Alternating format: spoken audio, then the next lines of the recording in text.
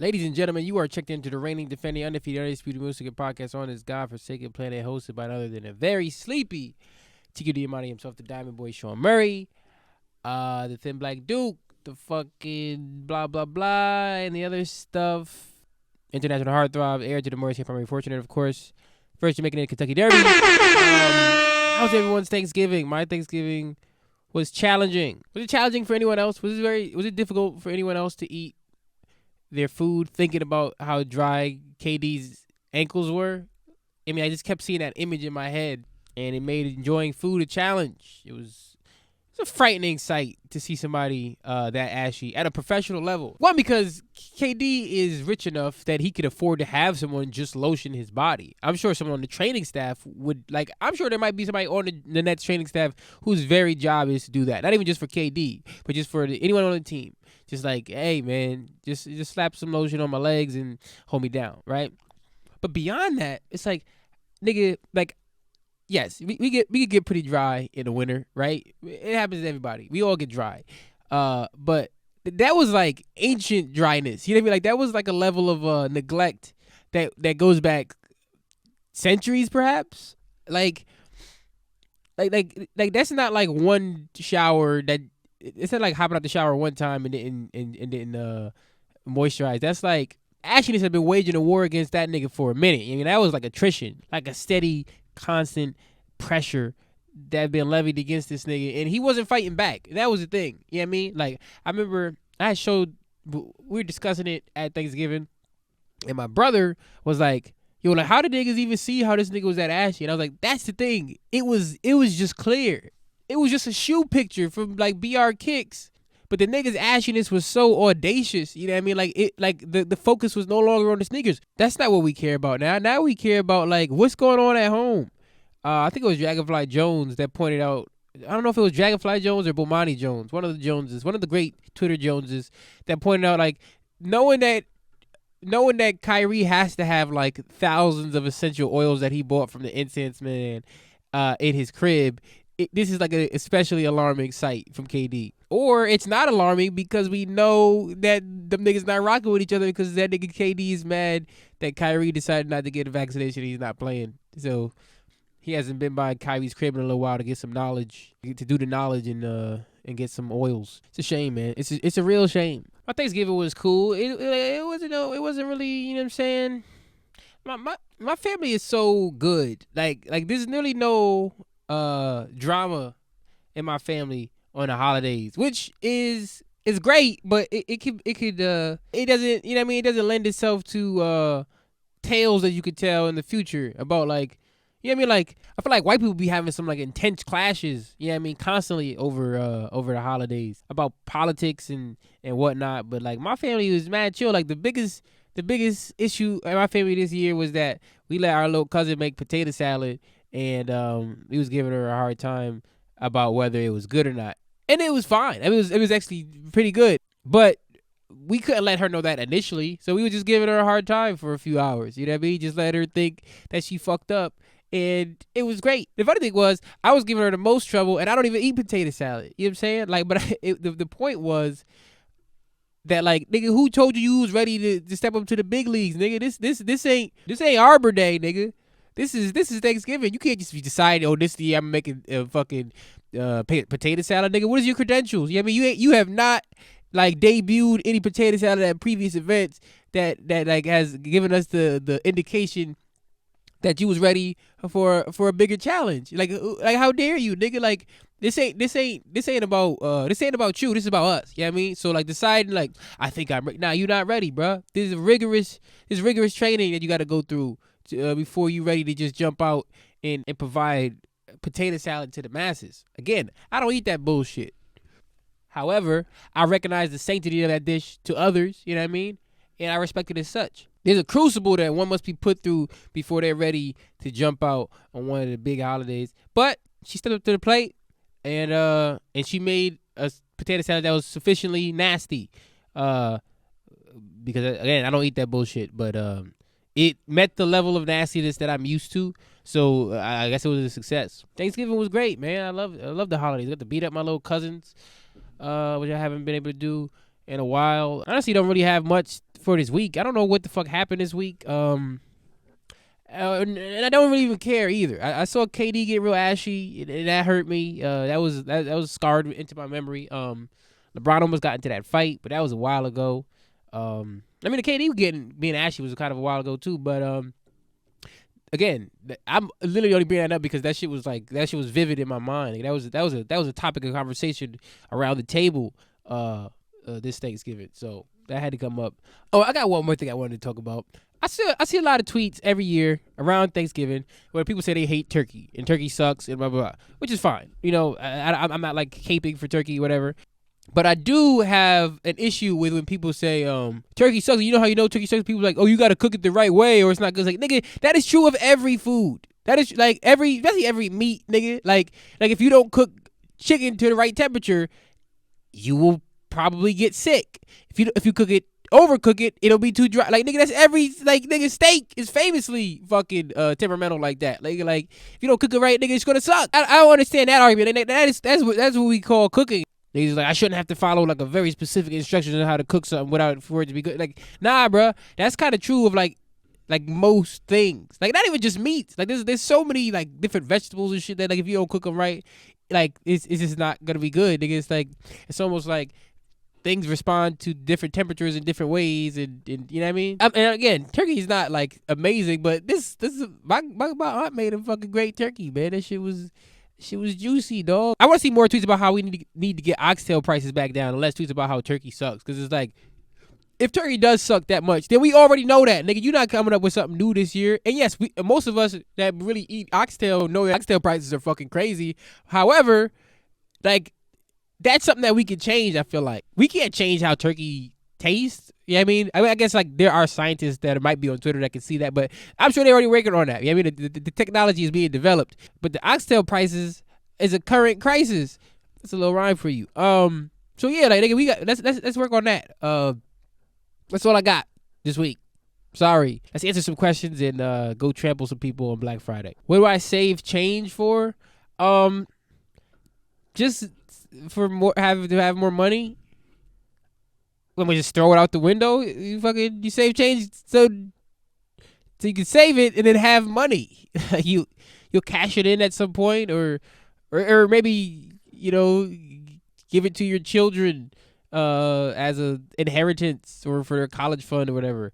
I wonder how many coin collection like jars have actually turned into college funds. Like in a significant way. It'd be like where it's like, oh, this is really going to cut into my fucking tuition, or how many of them just ended up just going to like getting 2 textbooks, which is totally welcome. Like, you use all the money you get when you're in college, but I don't know, niggas be starting college funds with fucking coins, and it's like, I don't know if you know how much these little fucking metal objects are worth, man. It's gonna take a lot of these coins to pay for your kids' college, especially from when you started, nigga. 18 years from now, nigga, I don't even want to know what college gonna cost. Like, that shit's gonna be insane. In many cases, you'd be better off just putting that shit into a fucking FanDuel account and getting smart about your bets. You probably return an investment. You probably could turn that into, you could probably flip that, you know what I mean, on FanDuel. You ain't paying over college with a couple nickels, nigga. If you could only learn one type of karate, what type of karate would it be and why? Karate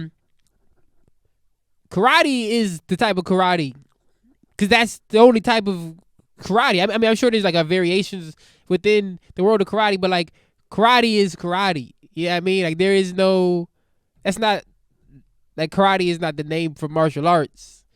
It is the name for karate. But that is my favorite thing in America, especially in the black community, how all martial arts is karate.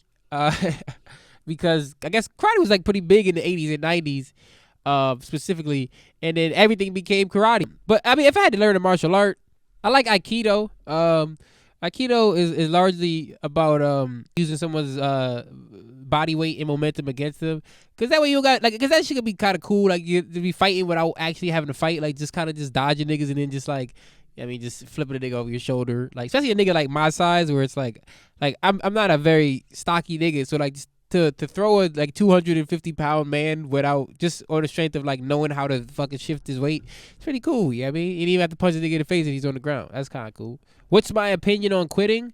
Quit. quit the thing that you're doing. Like everybody should quit. Quit your job. Quit trying to be famous. Quit trying to be successful. Like first of all, I think about quitting this show even. Not even on a weekly basis, like almost on a daily basis. Like, nigga, like, why am I doing this, nigga? Like, I try to move my viewership over to YouTube. My numbers went down significantly. It's like, maybe that's a sign of like, okay, you know what I mean? That's where you get out. Like, I advocate, I was talking to my cousin on his podcast. Shout out my cousin, The Real Free. But I think we ended up calling it tactical quitting. And like, not that I'm saying like you shouldn't like you shouldn't dream big or whatever. None of that shit. It was like sometimes you gotta know, like you gotta quit, my nigga. Like you directing your energies in the wrong way. That doesn't mean like stop trying to pursue a dream, but stop trying to pursue it this way, nigga. Because this way you doing it sucks. And that's advice I have to take in regards to this podcast again. But yeah, sometimes you gotta just quit. I'm sure people have seen like those infographics where it's like Instagram was like 12 different companies before they landed on being a photo sharing app. You know what I mean? Like, so they had to quit. They had to fucking fail and quit those other things and decide, all right, we not being a fucking, I don't know what the other apps are, a sneaker app or whatever. And then we're gonna be, and then they ended up on Instagram. Took them a while, and then they figured it out. But also, it's easy to quit that way when you got fucking like venture capitalist money behind you. Most niggas don't got that, so. When you quit, you're not going to end up being Instagram. You're going to end up being a bus driver. What's my favorite chess opening? This is someone trying to get inside my head. You know what I mean? So you can learn my openings and then try to attack my weaknesses early on. And then, you know what I mean, by the time the middle game comes around, you just got to mop up my pieces. Recently, I've liked the Scandinavian defense quite a bit. I like looking at that. Carol Khan, the Sicilian, obviously. I like a basic Vienna. The motherfucking the London. I like the London a lot. If I could play chess against any person alive or dead, who would it be and why? Somebody I could beat very easily. Like I know some people would be like, I would love to play against Bobby Fischer. It's like, why? Like, that nigga's gonna smoke you. Like, I don't want to get smoked. I'm getting smoked by no-name niggas already. Like, for 99% of people on Earth, it's a foregone conclusion that Bobby Fischer is going to beat you in chess. So, like, what do you, like, I mean, I could just watch Bobby Fischer's games to learn how he plays, you know what I mean? So, I don't need to play against him to do that. So, yeah, I don't know. One of my little cousins, I love to play against one of them. They don't know how to play chess. They got fucking smoke them. Nah, I think I would love, I know that Jizza and RZA play a lot of chess. I would love to play against one of them. I think that would be pretty cool.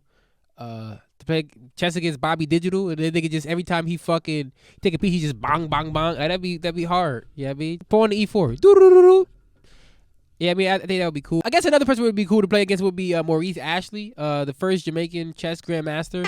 Being the first Jamaican in the Kentucky Derby, I think we have something that we share in common. You know what I mean? As being like at the forefront of a largely white dominated field and mastering our craft in that way. But he's also the first black grandmaster, which is, I mean, he's even beating me on that. So I can learn from him. You know what I mean?